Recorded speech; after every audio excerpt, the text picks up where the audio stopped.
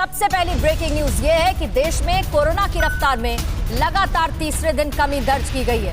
पिछले 24 घंटे में 3,55,000 नए केस सामने आए हैं और एक दिन में वायरस से 3400 से अधिक लोगों की जान चली गई। 24 घंटे में 3,18,000 लोग कोरोना से रिकवर हुए हैं।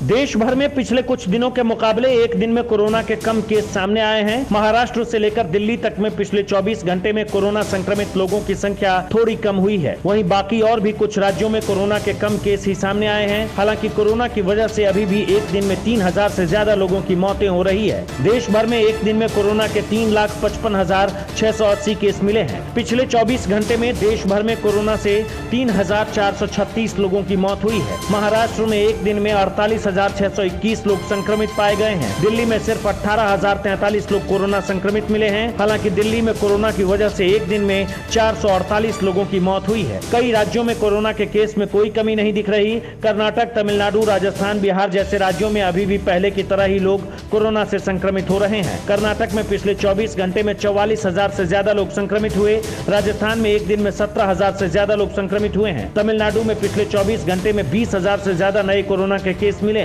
दूसरी ओर कहा जा रहा है कि बाकी दिनों की तुलना में कोरोना टेस्ट में आई कमी की वजह से कोरोना संक्रमित लोगों की संख्या कम दिख रही है।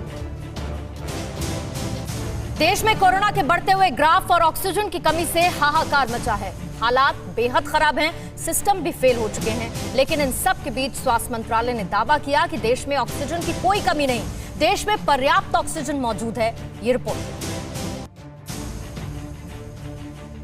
देश में कोरोना डरा रहा है। हालात बद से बदतर होते जा रहे हैं। अस्पतालों में बुरा हाल है। ऑक्सीजन की कमी से न जाने हर रोज कितने मरीज दम तोड़ रहे हैं। लेकिन इन सब के बीच केंद्र सरकार का कहना है कि देश में पर्याप्त ऑक्सीजन मौजूद है। गृह मंत्रालय के एडिशनल सेक्रेटरी के मुताबिक 1 अगस्त 2020 में देश में ऑक्सीजन का उत्पादन 5,700 मीट्रिक टन था, जो अब लगभग 9,000 मीट्रिक टन हो गया है। केंद्र सरकार विदेशों से भी ऑक्सीजन का आयात कर रही है। इसके अलावा सरकार गैसीय ऑक्सीजन के मेडिकल इस्तेमाल पर विचार कर रही है। साथ ही 1500 पीएसए ऑक्सीजन जनरेटर प्लांट विकसित किए जा रहे हैं। ऑक्सीजन की उपलब्धता बढ़ाने के लिए नाइट्रोजन संयंत्रों को ऑक्सीजन संयंत्रों में बदलने पर भी काम किया जा रहा है। इसके लिए 14 पीएसए नाइट्रोजन प्लांट की पहचान की गई है, जबकि 37 प्लांट की पहचान पहले ही कर ली गई है। वहीं स्वास्थ्य मंत्रालय ने कोरोना संक्रमण पर चिंता जाहिर की है। स्वास्थ्य मंत्रालय के संयुक्त सचिव लव अग्रवाल का कहना है कि देश में 12 राज्य ऐसे हैं जहां 1 लाख से ज्यादा एक्टिव केस है। 7 राज्यों में 50,000 से 1 लाख के बीच सक्रिय मामले हैं, जबकि 17 राज्य ऐसे हैं जहां 50,000 से भी कम एक्टिव मामलों की संख्या है।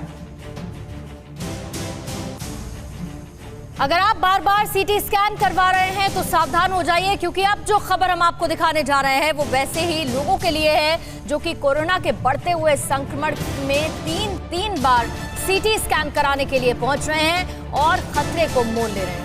एम्स के डायरेक्टर ने इसे कैंसर जैसी जानलेवा बीमारियों की आहट बताया है। ये रिपोर्ट। देश में कोरोना के लगातार बढ़ते संक्रमण से लोग टेंशन में हैं। कई लोग घबराकर तरह तरह के ट्रीटमेंट ले रहे हैं। कोई देसी नुस्खे आजमा रहा है तो कोई डॉक्टरी सलाह। वहीं कुछ ऐसे भी हैं जो जानकर बहुत बड़ा खतरा मोल ले रहे हैं। बार बार सिटी स्कैन करने वालों को लेकर एम्स के निदेशक डॉक्टर रणदीप गुलेरिया ने सावधान होने को कहा है। डॉक्टर गुलेरिया का कहना है कि जो मरीज बेवजह सिटी स्कैन करा रहे हैं उन्हें कैंसर होने का खतरा हो रहा है। डॉक्टर गुलेरिया का कहना है कि रेडिएशन के एक डेटा का विश्लेषण करने पर पता चलता है कि लोग 3-3 दिन में सिटी स्कैन करा रहे हैं, जो कि उनकी जान पर भारी पड़ सकता है। गुलेरिया ने लोगों को सलाह दी है कि अगर आप पॉजिटिव हैं और आपको हल्के लक्षण हैं तो सिटी स्कैन कराने की कोई जरूरत नहीं है। सिटी स्कैन कराने में जो रिपोर्ट सामने आती है उसमें थोड़ी बहुत चकत्ते आ जाते हैं, जिसको देखकर मरीज परेशान हो जाता है। खासकर यंग एज में बार बार सिटी स्कैन कराने से बाद में कैंसर का खतरा बढ़ जाता है। ऑक्सीजन सैचुरेशन ठीक है तो सिटी स्कैन कराने से बचें। इसके अलावा गुलेरिया ने कई और सलाह दी है। डॉक्टर गुलेरिया का कहना है कि कोरोना के मॉडरेट केस में भी मेन ट्रीटमेंट ऑक्सीजन है। अगर मरीज को ऑक्सीजन, स्टेरॉइड और एंटीकोगुलेंट मिल रही है तो बाकी चीजों की जरूरत नहीं है।